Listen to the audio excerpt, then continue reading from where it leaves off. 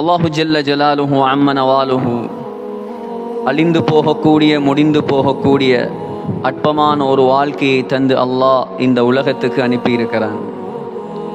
இந்த உலகத்தில் அல்லாஹ் வாலிபராக இருக்கலாம், வயோதிபராக இருக்கலாம், சிறியவராக இருக்கலாம், பெரியவராக இருக்கலாம், படித்தவனாக இருக்கலாம், பணக்காரனாக இருக்கலாம், அரசனாக இருக்கலாம், ஆண்டியாக இருக்கலாம். இந்த உலகத்தில் யாராக இருந்தாலும் அல்லாஹ் முதலாவது எதிர்பார்ப்பது ஒவ்வொரு முஸ்லிமும் அல்லாஹ்வை விளங்க வேண்டும். அல்லாஹ் குர்ஆனில் பல சவால்களை விடுக்கிறான். குர்ஆன்ல அல்லாஹ் பல சவால்களை விடுக்கிறான். அதில் 2 சவாலை நான் இங்கே சொல்ல போகிறேன். முதலாவது சவால், அல்லாஹ் கேட்கிறான், இந்த உலகத்தில் அல்லாஹ் அல்லாத யாரையெல்லாம் நீங்கள் நம்பிக்கொண்டிருக்கிறீர்களோ, அல்லாஹ் அல்லாத யாரையெல்லாம் நீங்கள் நம்பிக்கொண்டிருக்கிறீர்களோ, அல்லாஹ் ஓல் வேர்ல்ட் முழு உலகத்துக்கும் சேலஞ்ச் பண்றான். Allah challenge to the whole world.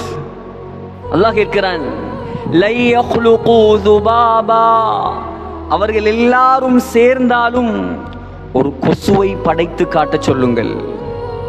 Allah கேட்கிறான், நீங்கள் நம்பக்கூடிய யாராக இருக்கலாம், கொசு அல்ல. லை யக்லுகு ذுபாபா வலவ் இஜ்தமஉ லஹு, ஒரு கொசுடைய இறக்கையை கூட யாராலும் படைக்க முடியாது. ஏன்? கிரியேஷன், படைப்பு என்பது அல்லாஹு தஆலா மாத்திரம்தான்.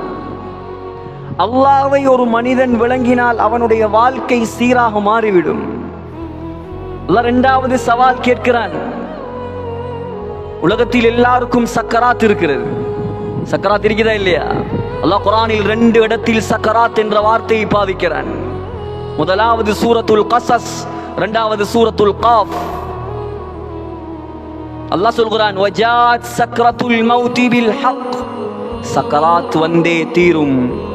அல்லாஹ் கேட்கிறான், சக்கராத்தில் ஃபலௌலா இதா பலகத்தில் ஹுல்கூம், தொண்டையை அடையும் ரூஹ் காலில் இருந்து ஓடி வந்து தொண்டை குழியில் தத்தளித்து கொண்டிருக்கும். அல்லாஹ் கேட்கிறான், நீங்கள் எல்லாம் சக்தி உள்ளவர்களாக இருந்தால் தர்ஜிஊனஹா இன் குன்தும் சாதிகீன், தொண்டைக்கு வந்த ரோகை உடம்புக்குள் திருப்பி அனுப்பி காட்டுங்கள். யாராலேலும்? எந்த டாக்டராலேலும், எந்த சயின்டிஸ்டாலேலும்? சகோதரர்களே, உலகத்தில் இருப்பவர்கள் எல்லாம் உருவாக்குபவர்கள்.